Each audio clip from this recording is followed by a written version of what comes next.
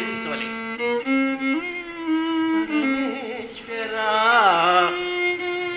వర భక్తవ శంకర హర హర శంభో గిరిజా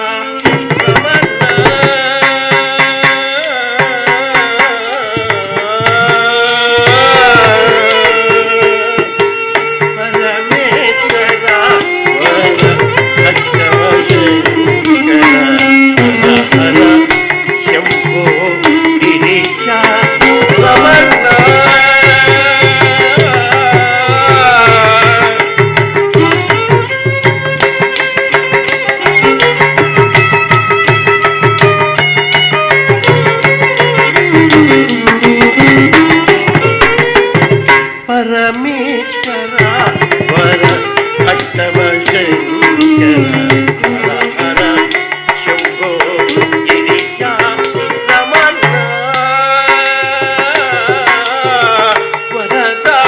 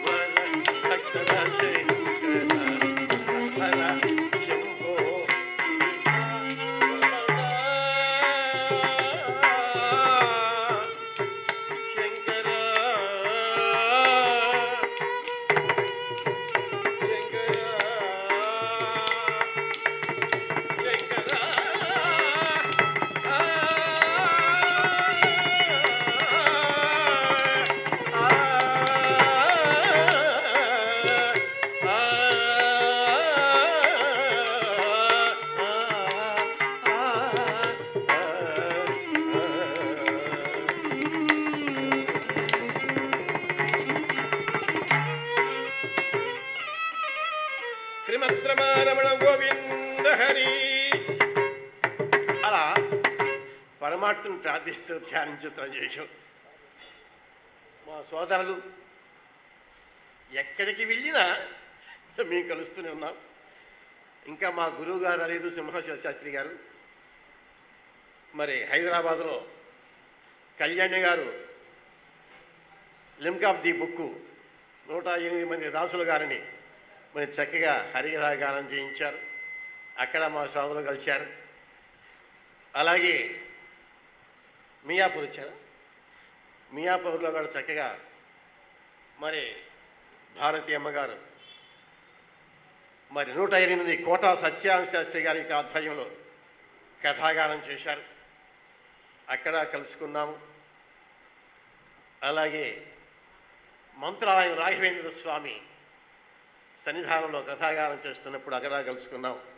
మా శర్మ గారు పెద్దలు మరి వారికి కూడా అక్కడ దర్శన భాగ్యం మాకు కలిగింది.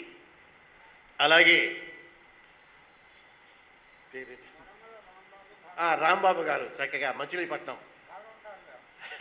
మచిలీపట్నానికి ఎన్నోసార్లుగా మరి శ్రీ వెంకటేశ్వర స్వామి యొక్క సన్నిధానంలో ఆయన యొక్క గొడుగు నీడలు 15 ఏళ్ళు నాడు మరి రమణాచారి యొక్క ఆశీర్వాదంతో సెలెక్టింగ్ అయ్యి 15 ఏళ్ళుగా ఆంధ్ర రాష్ట్రమే కాక ఇతర రాష్ట్రాలు కూడా కథాగానం చేస్తూ తిరుగుతూ మరి ఆ యొక్క ఈ హరికథ అనేటువంటి హరినామ సంకీర్తన గానముతో మరి యొక్క జీవన భృతి అలాగే భక్తి ముక్తి రక్తి అన్నీ కూడా మరి అందరినీ కూడా గోవింద అనిపించేటువంటి ఈ భాగ్యాన్ని కూడా మాకు కల్పించేందుకు మరి చక్కగా 100 రూపాయలు చదింపులుగా ఇచ్చారు.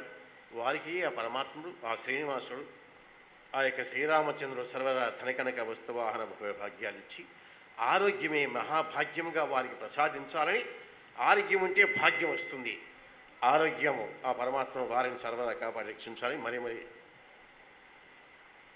హరిదాసు గారి దీవెన హరి దీవెనగా నెరవేరవలనని మరి మా కళాకారుల్ని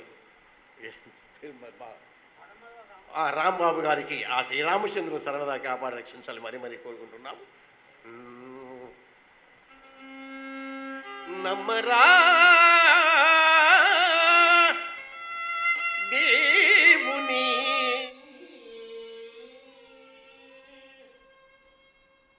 నమ్మినవాడు ఎన్నడికే చెడిపోడు, కృషితో నాస్తి దుర్భిక్షమన్నారు, కష్టే పనిన్నారు, సోంబేరితనమే మహాపాపమన్నారు ఏర్పేరు మణాల స్వామి గారు. నమ్మరా దేవుని నమ్మరా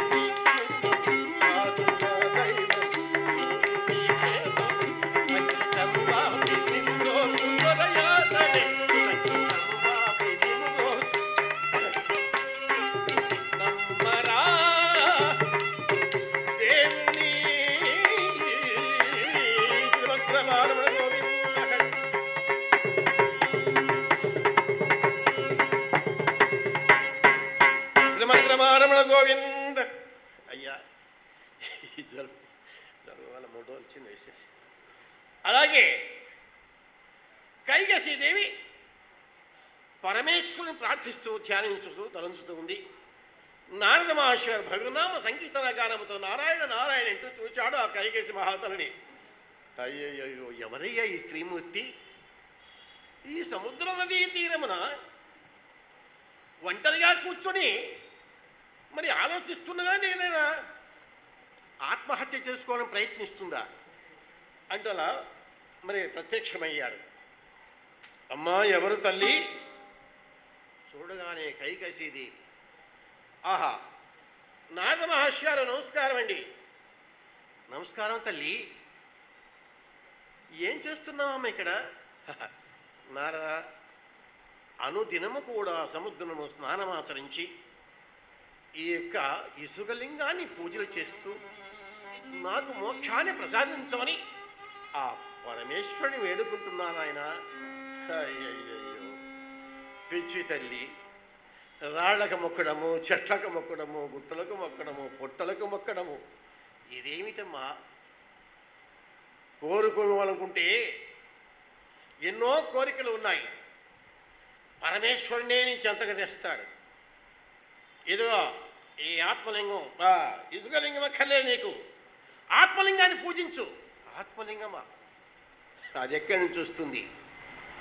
నేను చెబుతాను, వింటావా? తప్పక చెప్పు స్వామి. నారద, అదేదో మోక్షం కలిగే మార్గాన్ని ప్రసాదించండి. మర్మము లేక తెలిపెదను మానవతీమణి.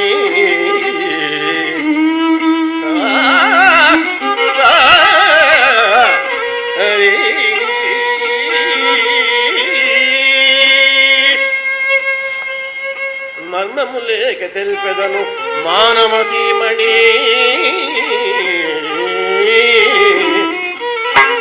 ఈ శిలా నిర్మితమైన లింగమును పూజ చేయగా కర్మమదేమి గల్గు.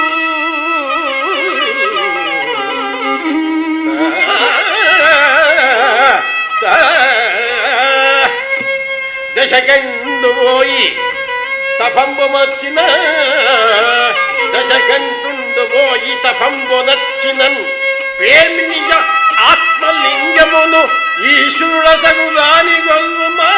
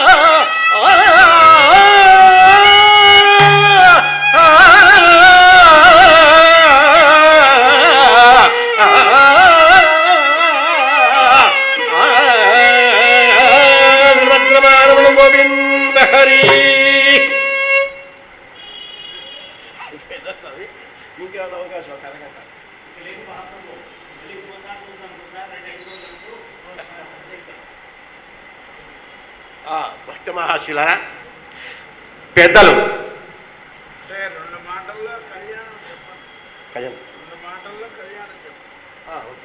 కూర్చోండి కూర్చోండి.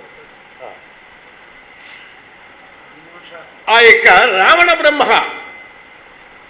మరి ఆ తల్లి వెళ్ళి, నాయనా నాకు ఆత్మలింగం తెచ్చి ఇవ్వండి అని తల్లి కోరగానే తల్లి కోరికను తీరుస్తాననే తలంపుతో రావణుడు భయంకరమైన ఆ లంకా నగరములో రజతగిరి అనేటువంటి అరణ్యంలో ప్రవేశించి ఆ శిఖరం పైన ఆ నిర్మలమైన ప్రదేశంలో ఆ పరమేశ్వరుని ప్రార్థిస్తున్నాడు, ధ్యానిస్తున్నాడు, తలంచుతున్నాడు, స్తుతిస్తున్నాడు. రావణుడి యొక్క భక్తికి ఆ శంకరుడు ప్రత్యక్షమయ్యాడు. అలా మరి శంకరుడు ప్రత్యక్షమయ్యాడే కానీ మహాతల్లి ఆ యొక్క ఆత్మలింగాన్ని కైకసీదేవికి ప్రసాదిస్తాడేమో తప్పకుండా ఈ రావణుని తలంపుతో ముందుగానే నారద మహర్షి గారికి ఆ యొక్క కైలాసంలో అడుగుపెట్టి ఆ రావణ బ్రహ్మ మనసులో ఆత్మలింగాన్ని కోరేటువంటి విషయాన్ని తెలియపరిచి ఎలాగైనా దక్కనీయకుండా చేయవమ్మా నీ నాథుడు అని కదా, అలాగే నారద అంటూ మహాతల్లి కూడా పరమేశ్వరితో ప్రత్యక్షమైనది. ఆ యొక్క రావణ బ్రహ్మ ఎదుట అందమైన అందాల రాశిగా ఆ రావణుని నాయనా భక్తా నీ భక్తికి మెచ్చాను, ఏ వరము కావలో కోరుకమునైనా ప్రసాదిస్తానన్నాడు. పరమేశ్వర కైలాసవాస రజతగిరీశ, ఆహా ఈ భక్తుని మనాలకించి ప్రత్యక్షమయ్యావా శంకర అంటూ ఆ ప్రక్కనే ఉన్నటువంటి మహాతల్లిని చూచాడు. అలా ఆ అందాల రాశిని చూశాడు. దారుని యొక్క బుద్ధి భక్తికి మరి అందమైన కాంతం చూడగానే అది వెళ్ళిపోతుంది. ఆ కామవాంఛ కలిగినది ఆ రావణ బ్రహ్మకు. శంకర పరమేశ్వర నీ అర్థాంగిన నాకు భార్యగా ఏమయ్యన్నాడు. మరి మూర్ఖుడా, విచ్చివాడ, మహాతల్లి ఆదిశక్తి పరాశక్తి నిన్ను చూసేదానికి ప్రత్యక్షమయ్యావరా, ఇస్తావా ఇవ్వు నాకు అదే కోరిక అని కానీ తదాస్తన్నాడు. ఆ శంకరుడు పార్వతిని ఇచ్చాడు. రావణుడు వెంట పెట్టుకుని వెళుతున్నాడు. నారద మహర్షి ప్రత్యక్షమయ్యాడు. ఒరే రావణ, తాతయ్య పరమేశ్వరు వెప్పించి తపస్సులో అతని భార్యను ఆ పార్వతిని నా భార్యగా తీసుకుని వెళుతున్నా అన్నాడు. పిచ్చివాడ, ఎక్కడిచ్చాడా నీకు భార్యను? భార్యని ఇవ్వలేదు, మహాశక్తిని ఇచ్చాడు. ఎక్కడుంది అందాల రాశి?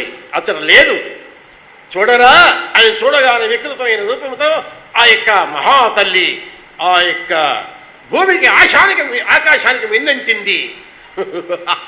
ఒరి రావణ, నీ ప్రాణాలు తీసేస్తానరా, నేను నిరంతర సర్వనాశనం చేస్తాను అంటూ ఎప్పుడైతే అలా భయపెట్టగానే నారద మహర్షి స్వామి కాబట్టి రక్షించు నాయన అని కానీ నాకు మరి నా మాట వింటావా? తప్పకుండా వింటాను అలాగే అంటూ మహాతల్లి అదృశ్యం చేశారు. రావణుని వెంట పెట్టుకొని పాతాళ లోకంలో ప్రవేశించాడు ఈ యొక్క నారద మహర్షి. ఆ పాతాళ లోకాన్ని మరి మయాసుడనే మరి దానుడు పరిపాలన చేస్తున్నాడు. అతను పెంచుకుంటున్నాడు మండోదరి అనేటువంటి ఆ యొక్క అమ్మాయి. ఆ నారద మహర్షి ఉద్యానవనంలో ఉన్నటువంటి ఆ మండోదరిని చూపించాడు.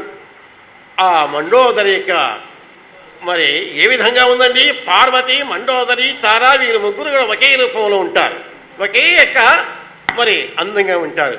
అలాంటి పార్వతి వ్యామోహంలో ఉన్నటువంటి రావణ బ్రహ్మను ఈమెరా పార్వతి అన్నాడు. అలా సమీపించాడు. అలా కాదురా, అతను అడిగి తీసుకెళ్దాం.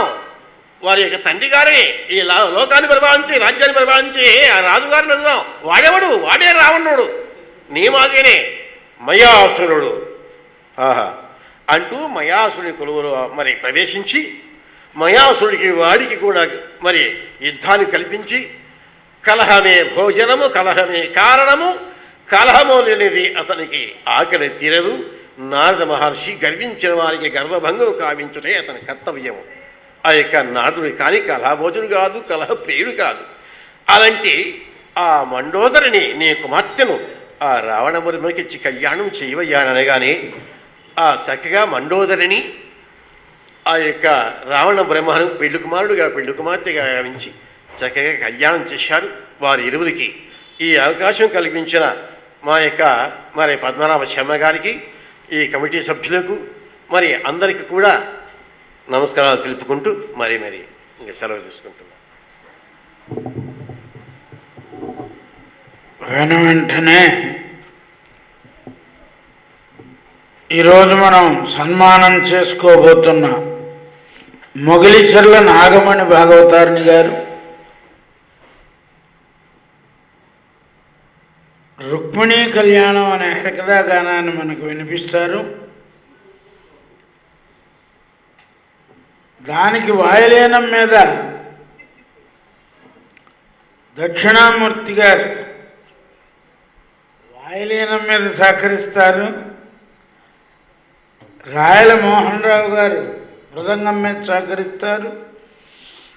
ఈ రుక్మిణీ కళ్యాణం హరికథ 6:40 వరకు జరుగుతుంది. వెనువెంటనే సభా కార్యక్రమం 1 గంట సేపు, మళ్ళీ 7:40కి సింహాచల శాస్త్రి గారి హరికథ ఉంటుంది. ఈ కార్యక్రమాలన్నింటినీ జయప్రదం చేయవలసిందిగా కోరుతూ నాగమణి భాగవతారిణి గారిని వేదికను అలంకరించవలసిందిగా ప్రార్థిస్తాం. వారిని కథా ప్రారంభం చేయవలసిందిగా మనవి.